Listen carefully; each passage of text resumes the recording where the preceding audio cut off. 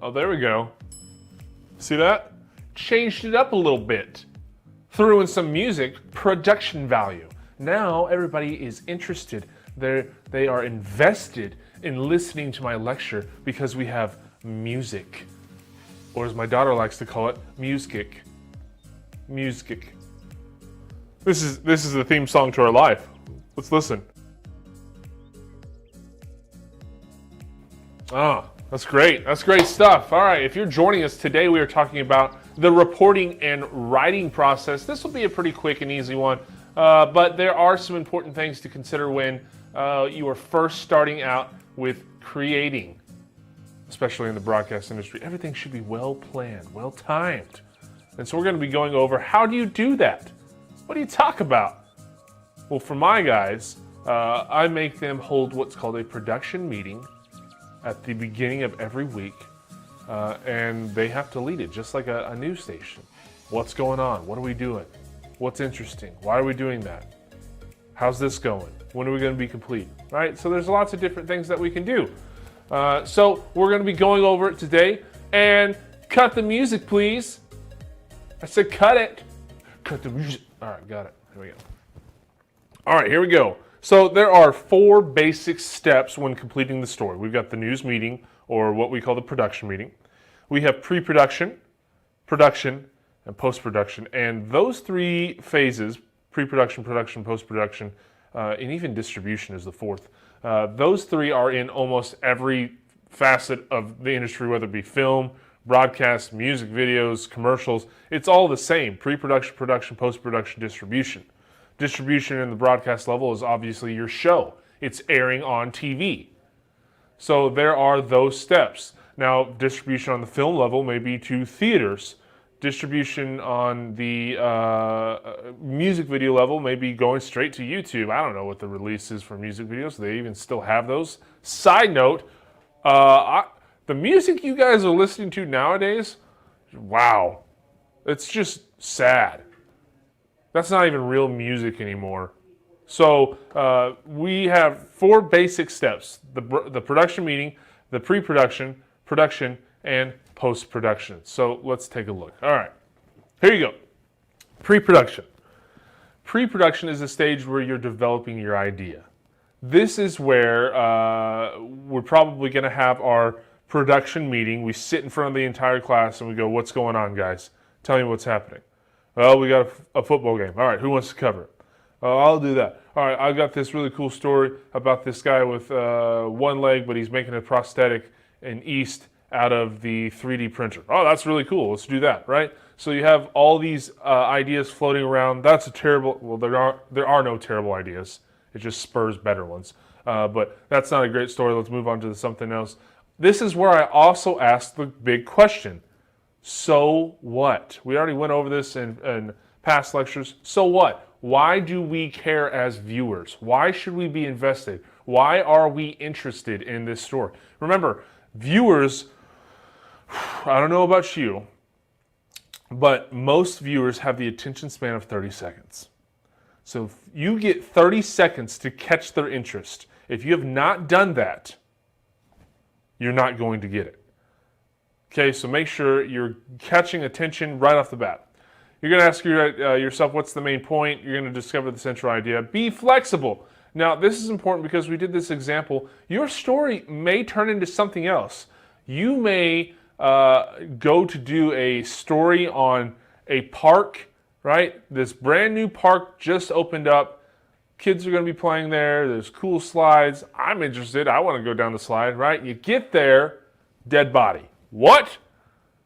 Now your story turns into something else, a more impacting story. Dead body found at brand new unopened park. That's a great headline right there. So make sure you're flexible.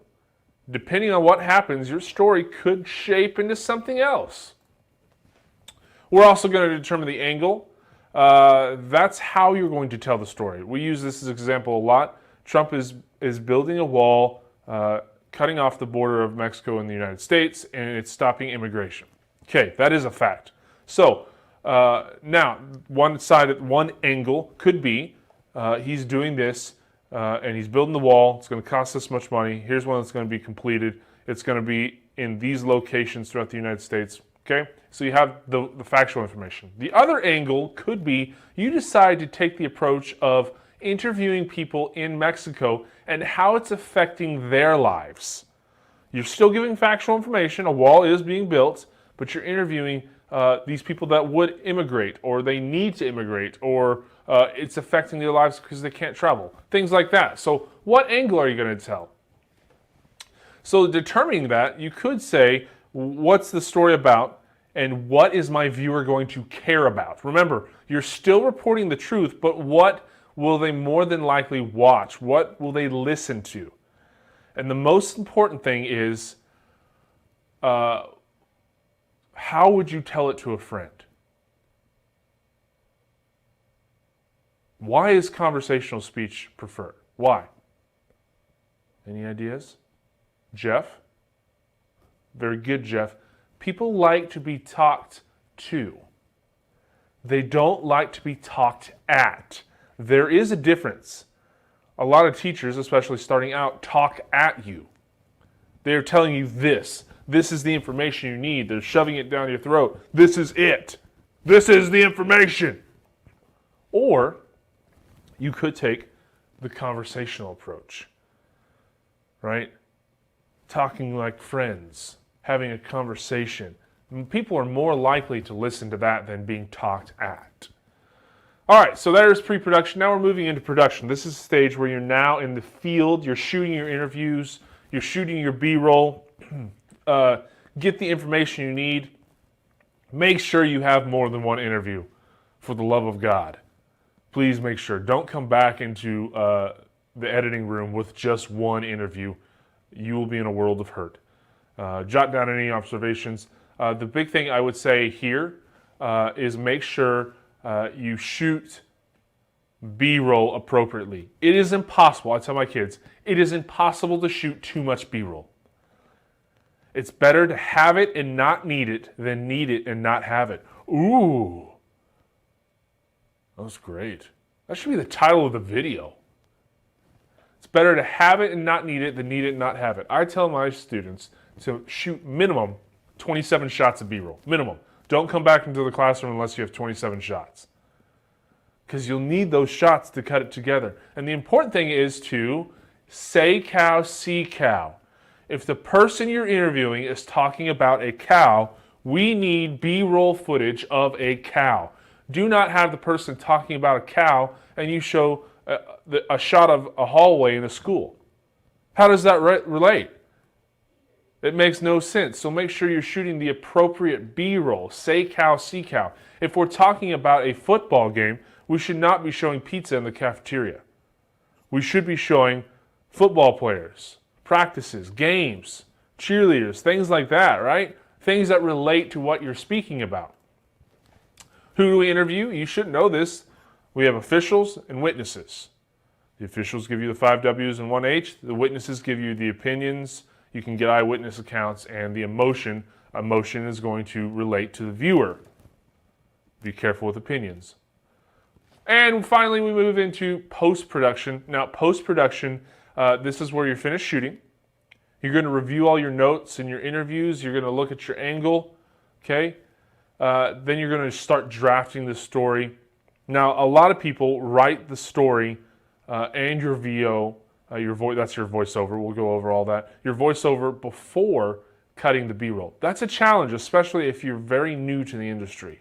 If you're a student that's first starting out, typically I like to see what's unfolding from the footage. I like to see the story that's being told from the interviews and the footage, and then tie your voiceover. But in the professional industry, you're going to write the story and voiceover and then put the footage appropriately. Which, if you're taking notes, you should be able to do clearly. If you're taking notes, you're going to write down important lines that the person you're interviewing says. That way you know I'm going to use this sentence that he said right here, and you can start cutting it together in your head and writing it down. When you're finished writing, make sure you review it.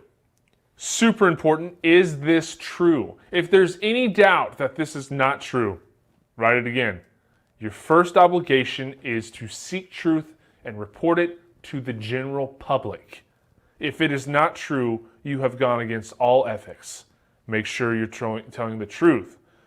Spell check your lower thirds. Oh my gosh, this is why. What's the very first thing you do when you set up an interview? Have them say and spell their first and last name. And finally, again, make sure it's conversational. People like to be talked to, not at. Okay, the lead is a sentence that is exactly what it says. It's the first sentence. It gives the overview to the viewer. It usually answers most of the 5 W's and 1 H, and this gets the attention. This is, a lot of times, it's what the anchor says, right? And so you could have something like, in other news, a virus outbreak in China is making its way along the Pacific and heading straight towards the United States. Will the United States be able to fight this virus? Well, so-and-so is standing by to give you more information. Okay? It should be very quick. You should be able to tell it in conversational. You should be able to say it in like 30 seconds or less. It's just pop, pop, pop. This is what it's about. It gets you interested. All right, I'm interested. There's a virus headed this way. Can we defend it? I don't know. I still don't know. All right. Telling the story to a friend, make sure you are conversational. I keep repeating that. It's so important, though. And then at the end, imagine your friend asked, what happened? You're going to tell them the most important information first, right? Well, some of you ramble. You get to that point where you're just like, listen, it was a long time ago, 1933. I was 5 years old and I was sitting on the edge, right?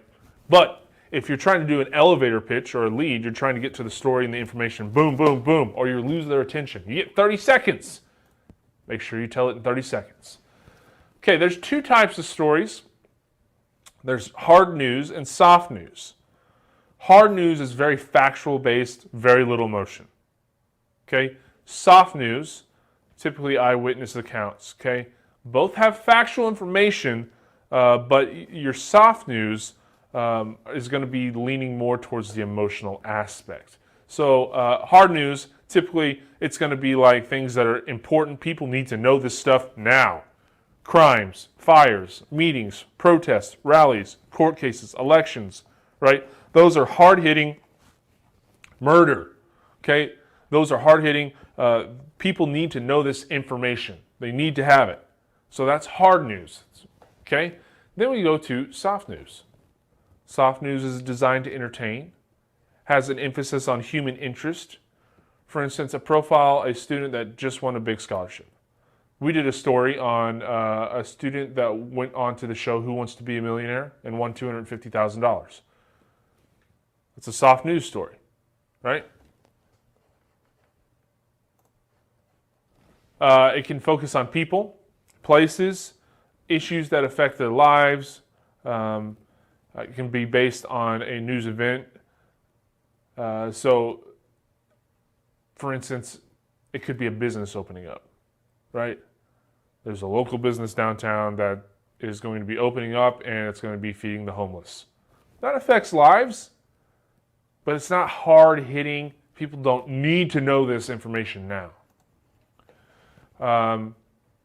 Human interest are stories that about people specifically, or it could be people that have special problems. They've achieved things, experiences.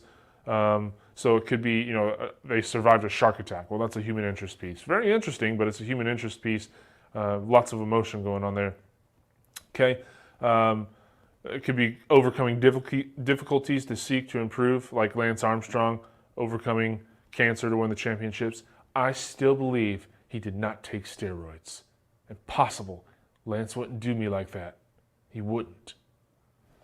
All right, and so there you have it. That is kind of, in a nutshell, the writing and reporting process. Remember, you have pre-production, production, post-production. Distribution is your broadcast. But the big thing is, make sure you have a production meeting. I make the students lead it just like a news class so they can talk to each other. That's more relatable. Make sure you determine your angle. Be conversational. That is so important. And then make sure you get plenty of B-roll. Say cow, see cow. And with that, let's cue the music because we're winding down. In case I don't see you, good afternoon, good evening, and good night.